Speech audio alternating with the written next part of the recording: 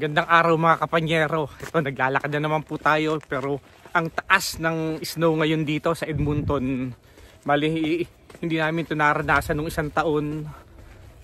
Ngayon ang taas. Grabe, tsaka biglang lamig. Nung nakaraan taon, bali hindi November ganito kalamig, bali January. Tsaka lumamig ng ganito, pero ngayon taon na to mga kapanyero, ang lamig.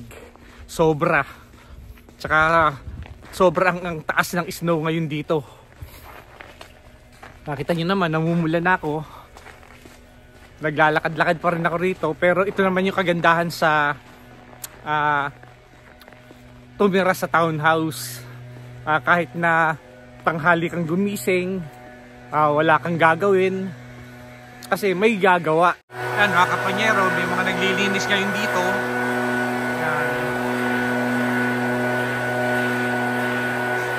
Nakita nyo kung paano linisin. Blower ang ginagamit, talagang matinding blower para maingay. Ito yung mga nilalakaran ko, mga ang linis na. Lahat ng pathway malinis na. So sa susunod na mga araw, ang lilinisin naman sa susunod, mga parking. May mga darating ditong bobcat na maglilinis.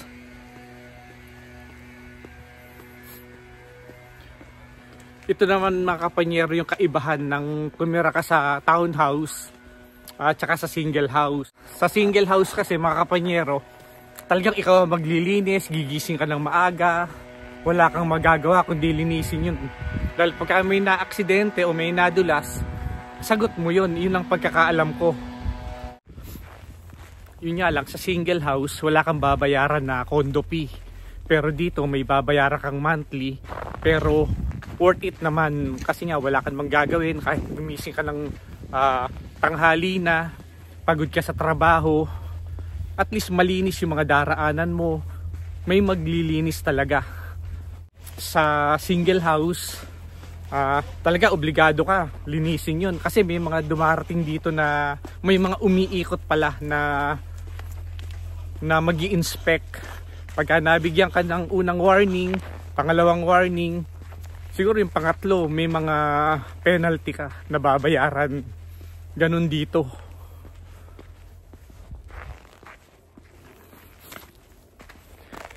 May mga kababayan din naman tayo nakakilala ko na noon parang inano nila, hindi nila nagawa. Yun, nakatanggap sila ng love letter mula sa gobyerno. May penalty sila. Hindi ko lang alam mga kapanyero kung magkano eh. Yan, nakita nyo mga kapanyero, ang linis ng dinadaanan ko.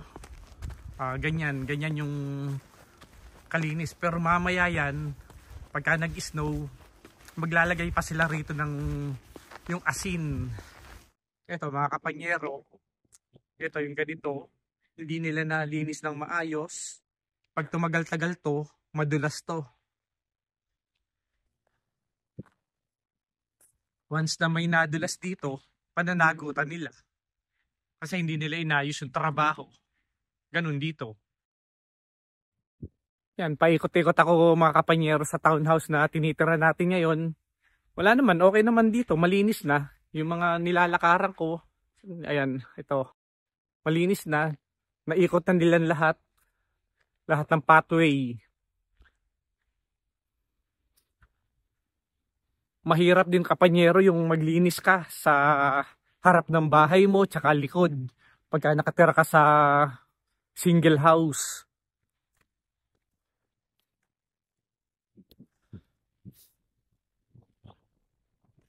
Lalo pa mga kapanyero kapag pinatagal mo, tumigas, yun, mas mahirap siyang tanggalin. Kailangan palahin mo, kailangan durugin mo yung yelo. Mas magandang linisin kung kababagsak pa lang ng snow. Kaya lang, hindi naman natin alam kung kailan yung susunod na snow. Pagkalinis mo, kinabukasan, mag-i-snow na naman, yun, linis ka na naman. Ganun ang sistema.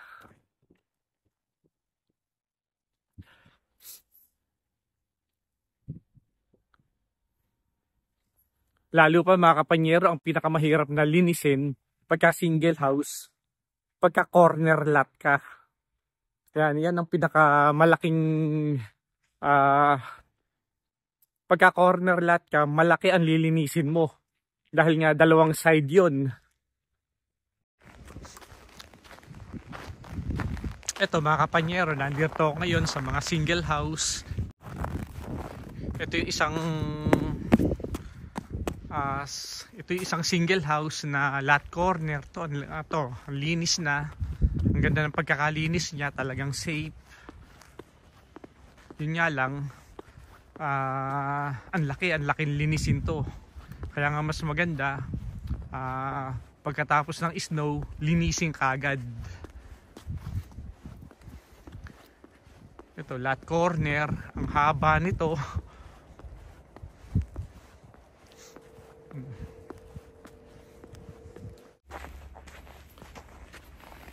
Ayan mga kapanyero, nasabi ko rin nga pala to sa mga unang vlog ko.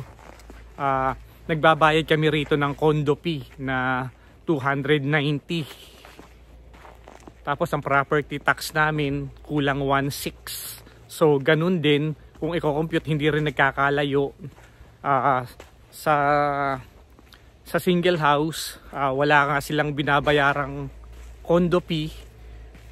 Pero ang property tax naman nila is nasa 5,000. Depende sa laki ng bahay nila. Naglalaro yun sa 4,000 to 5,000. Depende sa laki ng bahay. Dun ibe-base kung gaano yung property tax na babayaran nila. Wala nga silang babayarang condo fee. Pero ang laki naman ng property tax nila. Plus, kailangan nilang maglinis ng harapan nila. Or kung gusto nila, meron din dito mga private na nagpa-part-time na maglilinis pagka tuwing winter. Yun nga lang, magbabayad uli sila ng panibagong tagapaglinis din, ganun din. Yan mga kapanyero, marami nagsasabi na maganda raw ang may snow. Maganda lang may snow pagka baguhan ka sa snow. Pero pagka tumagal-tagal ka na, pagka nakita nyo na yung pagkakaiba ng winter tsaka sa summer, talagang gugustuhin nyo pa yung summer. Maganda lang ang snow sa mga kapanyero pagka baguhan ka dito. Kasi nga, wala naman kasing snow sa Pilipinas. Parang ang ganda-ganda, parang ang sarap maglaro, di ba? Parang ang saya. Pero ang totoo niyan, hindi, mas masaya. Mas maganda pa rin ng summer. Ang lamig ngayon dito mga kapanyero. Iba yung lamig ngayon kaysa nung nakaraang taon. Mga kapanyero, in-update ko lang kayo kung ano ba yung kaibahan ng tumira sa single house at saka sa townhouse. May advantage din tsaka disadvantage sa pagtiran sa townhouse at saka sa single house.